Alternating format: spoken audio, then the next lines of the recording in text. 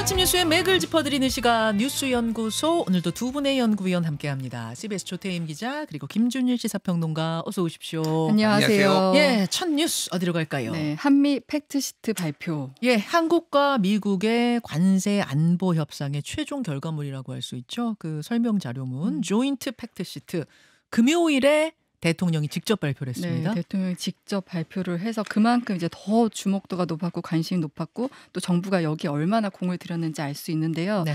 큰 줄기는 이제 두 가지입니다. 하나는 통상과 연계된 관세, 그리고 또 하나는 안보 부분인데 먼저 관세 쪽부터 보면요. 미국이 한국산 자동차 그리고 자동차 부품, 목재, 의약품 등에 매기는 관세를 이제 15% 수준으로 정리를 했고요. 네. 특히 자동차 관세는 기존에 25%라 이제 자동차 수출에 지금 타격을 많이 입었다 이런 얘기가 있었는데 15%로 낮추고 그리고 반도체 장비에 대한 관세는 한국이 동등한 규모의 반도체 교역을 다루는 나라보다 불리하지 않은 조건을 주겠다 이렇게 박았습니다. 예. 그러니까 이건 사실상 대만을 겨냥한 거예요. 대만은 이제 파운드리 반도체 분야에서 한국의 이제 최대 경쟁국으로 꼽히는데 거기에 이제 맞춰서 하겠다. 이거는 향후 또 대만 협상 결과를 봐야 될 것 같고요. 이 얘기는 아직 대만의 협상이 끝나지 않았기 때문에 네, 그런 맞습니다. 거죠. 그럼 네. 대만의 협상이 끝나서 대만 반도체에 대한 관세가 정해지면 우리도 그거보다 불리하게 하진 않겠다 이런 거예요. 네, 맞습니다. 예, 예. 그리고 의약품의 경우는 이제 관세 상한 15%에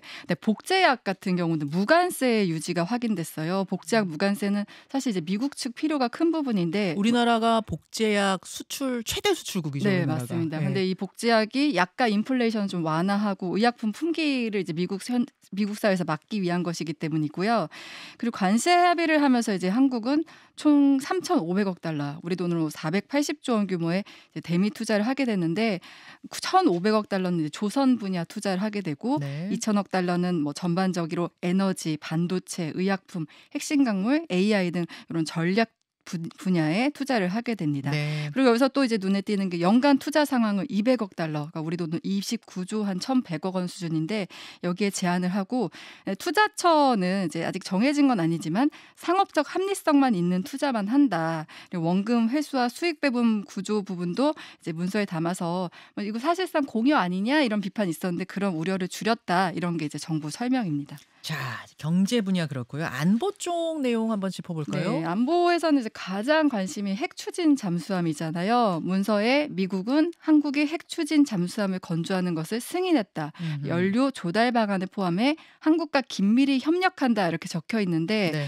정부가 이렇게 핵 추진 잠수함 건조를 이제 미국의 지지를 확보한 건 처음이에요. 근데 건조 장소와 관련한 이제 문구가 따로 없어서 그렇죠. 이게 또 지금 논란이긴 하지만 대통령실은 핵잠은 한국에서 건조하는 것을 전제로 논의했다. 이제 거듭 강조하고 있습니다. 처음부터 끝까지 우리가 건조하는 것을 전제로 논의했다. 이렇게 이제 위성락 실장이 설명을 했어요. 네. 근데 이제 문구로 담기진 않아서 팩트시트에 그러다 보니까 이게 어떻게 되는 거야? 이런 질문들은 있더라고요. 정부 측 입장은 한국에서 건조하는 게 당연하기 때문에 굳이 이제 문구로 적을 필요가 없었다 이런 설명이긴 합니다. 그리고 이제 또 봐야 되는 게 우라늄 농축과 사용 후 핵연료 재처리 문제인데 네. 이 팩트시트 문구를 보면은 한국은 한미 원자력 협력 협정과 미국 법을 준수하는 범위 내에서 한국의 민간 우라늄 농축과 사용 후 핵연료 재처리로 이어질 절차를 지지한다 이렇게 돼 있어요.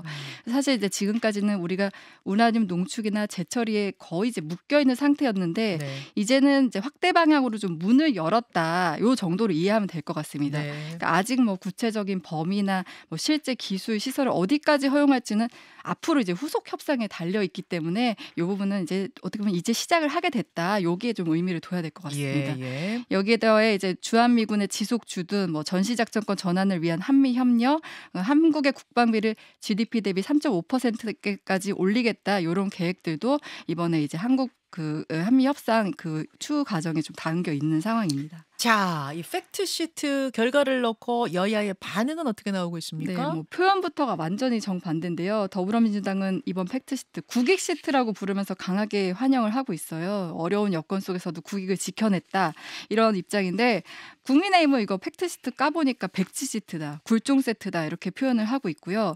지금 국민의힘에서는 이 2천억 달러 투자 규모 외환 주권을 심각하게 훼손하는 것이다 이렇게 비판을 하고 있고 그렇기 때문에 이런 막대한 대외 투자 안보 합의를 해놓고 미국이 해놓은 거는 국회 비준을 거쳐야 되는 거다. 국회 비준을 거치지 않으면 헌법 위반 소지가 있다. 이런 주장을 하고 있습니다. 예.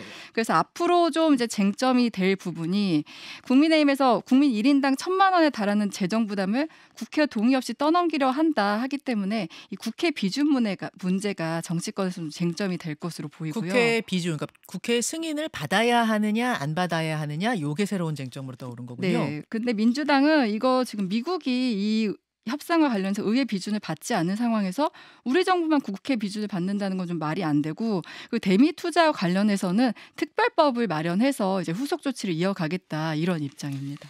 자, 팩트시트 금요일에 발표된 상황 쭉 정리를 해주셨는데 김준일 평론가는 어디에 주목하셨어요? 예, 몇 가지 쟁점들, 뭐 논란대 쟁점들 좀 말씀을 드리면은 네. 일단 이제 투자금 2천억 달러 여기에 뭐라고 정확하게 얘기했냐면은 한국의 외환시장 불안을 야기해서는 안 된다는 상호 이해에 도달했다. 연간 200억 달러를 초과하는 액수의 조달을 요구받지 않을 것이라는 점에 대해 동의한다. 이렇게 됐거든요. 네. 그러니까 외환시장 불안이라는 게 아주 명문화된 거예요. 그러니까. 그래서 이거를 신의를 가지고 적절히 검토한다 이런 내용도 들어있어요.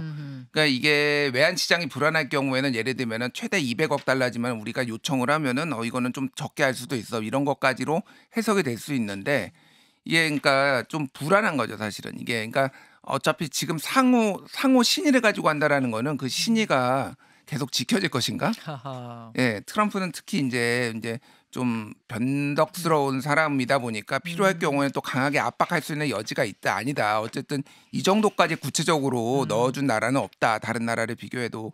그래서 여러 가지 뭐 논란들이 있고 어쨌든 2천억 달러 같은 경우에는 연간 150억에서 200억 달러가 한국은행이 이미 밝힌 대로 지금 외화 자산 운용을 통해서 그 이자 뭐 수익금으로 지금 할 수 있다라는 거잖아요. 그게 이제 쉬운 말로 하면은 어떻게 되는 거예요? 그러니까 외화 자산을 굴려서 예. 돈을 불려서 거기서 나온 이익금을 가지고 200억 달러를 투자하겠다. 그렇게 이해하면 돼요? 4,220억 달러 현재 지금 보유하고 있고 이거가 예. 뭐 전액 다 이렇게 그러니까 운용을 하는 건 아니지만은 상당수를 지금 뭐 이자가 붙을 거 아니에요. 그러니까 이자나 뭐 투자 예, 수익 예, 그거가 연간에 한 200억 달러 된다라는 겁니다. 예. 물론 이게 당연히 줄어들죠.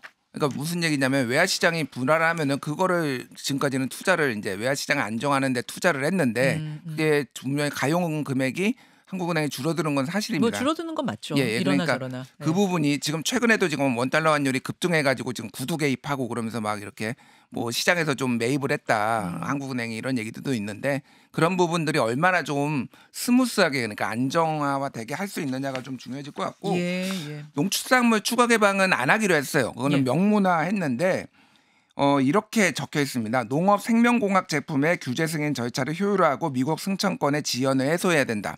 그러니까 미국의 불만이 많은 게 소위 말하는 예전에는 이제 GMO라고 불렀는데 네. 요즘은 LMO라고 불러요. Living Modified Organism. 그래서 유전자 변형 작물 뭐 이걸 이제 LMO라고 얘기하는데 이거가 지금 우리나라가 지금 수입을 안 하는 게 꽤 있거든요. 예, 미국산. 그러니까 사실상 관세 장벽 같은 거죠. 무역 장벽 같은 건데 이거를 미국하고 협의해 가지고 US 데스크를 설치하고 여기서 논의를 한다라는 겁니다. 그래서 전농이나 이런 데에서는 사실상 이거는 추가 개방이다라고 지금 성명을 발표를 한 상황이고요. 지금 이제 문구를 보면 우리 걸 안 여는 건 분명하거든요. 우리 농산물 안 여는 건 분명한데 미국 것들에 대해서 너무 지금 제한 풀어주는 거 아니야? 이제 이런 얘기가 나오는 거예요. 그렇죠. 그러니까 지금 우리나라가 기존의 한미 FTA에서 이미 거의 다 열려 있었잖아요. 그래서 다른 모든 작물들도 들여오는데 어떤 우려들을 좀 조건으로 걸면서 이 검역 절차를 강화해가지고 예, 안 예. 들여오는 게 뭐 감자라든지 이럴 때 유전자 변형 감자라든지 예. 이런 게 있었거든요. 이런 것들이 이제 추후로 들어오는 거 아니냐. 그래서 농가에 반발이 있을 수도 있다. 이미 전농에서는 조금 비판적인 성명을 발표를 했고요. 그 원자력 협정 이제 마지막에 들어갔는데 이게 미국에서 한국에 지금 원자력 무기 가지려는 거 아니냐 이렇게 강하게 의심을 하면서 그게 빠질 뻔했다 이런 내용들이 있어요. 그래서 그거를 이제 뭐 한국일보나 서울신문이 얘기했는데 그거는 김정관 장관님한테 자세히 들어보면 되지 않을까 뭐 그 생각이 듭니다. 예.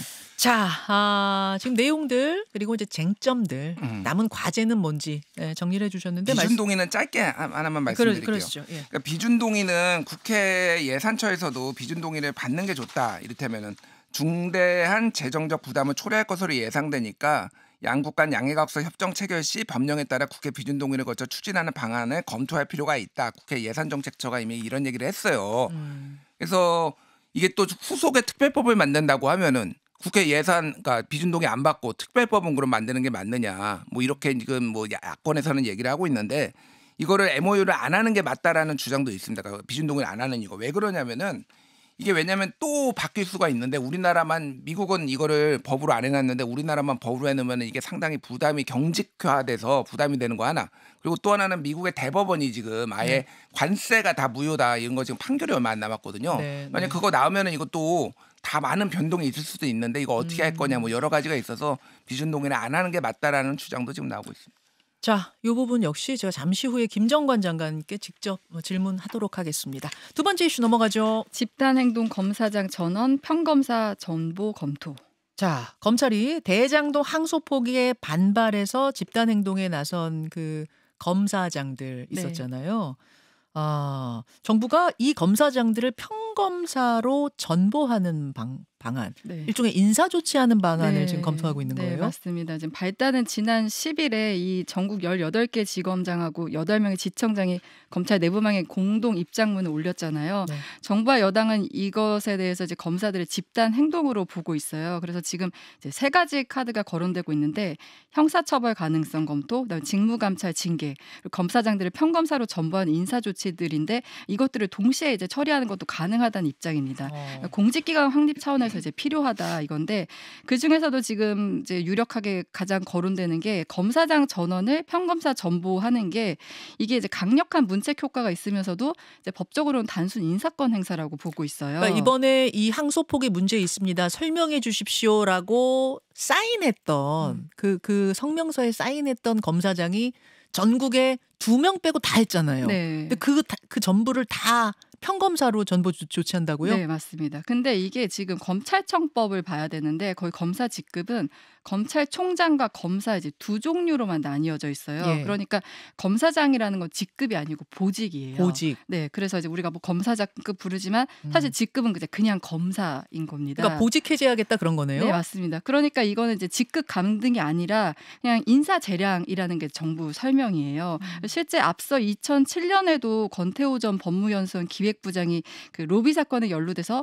검사장에서 평검사로 인사 발령이 나서 이게 부당하다며 소송까지 갔는데 대법원에서도 이거는 임용권자 인사 재량이라고 보고 이제 패소 판결을 확정한 전례가 있기 때문에 정부는 이제 이 사례를 근거로 이제 법적으로 문제가 없다 이제 이런 판단을 하는 것으로 보입니다. 검사장들 중에 2명, 임은정 검사하고 한 사람이 누구죠? 김태형 검사. 김태웅 남부지검. 네, 그 2검사 빼고 나머지 검사장들을 다 평검사로 인사 조치한다. 뭐 법적으로 되냐 안 되냐의 문제를 떠나서 요거는 좀 논쟁이 되겠는데요. 일단 분위기 어떻습니까? 지금 이제 이것과 관련해서는 뭐 이거 그러니까 법적으로는 그렇긴 하지만 지금 사실 또 정부에서는 앞서 왜 헌법 존중 그 TF도 만든 것도 있고 또 그리고 지금 이거 말고도 검사 징계법 민주당 내에서 추진한다고 하잖아요. 그런 것 때문에 검사들 분위기는 굉장히 안 좋죠. 이제 누르려고 한다 이런 이제 의견을 낸 것에 대해서도 이렇게 검찰을 누르려고 한다, 짓누르려고 한다 이런 여론 때문에 지금 분위기는 좋지는 않은 상황입니다. 검사 파면법 추진하는 거 그거 말씀하시는 맞습니다. 거예요. 자, 김준일 평론가 어떻게 될까요? 이 검사직 인사 조치? 일단 갤럽 조사 짧게 말씀드릴게요. 지난 11일에서 13일 화수목이죠. 만 18세 이상 1,300명 대상으로 전화면접 조사를 했는데 대통령 국정수행 지지율이 59%로 전주에 비해서 4%포인트 하락을 했는데 왜 그런 부정평가를 왜 했느냐. 도덕성 문제 본인 재판 회피가 15%.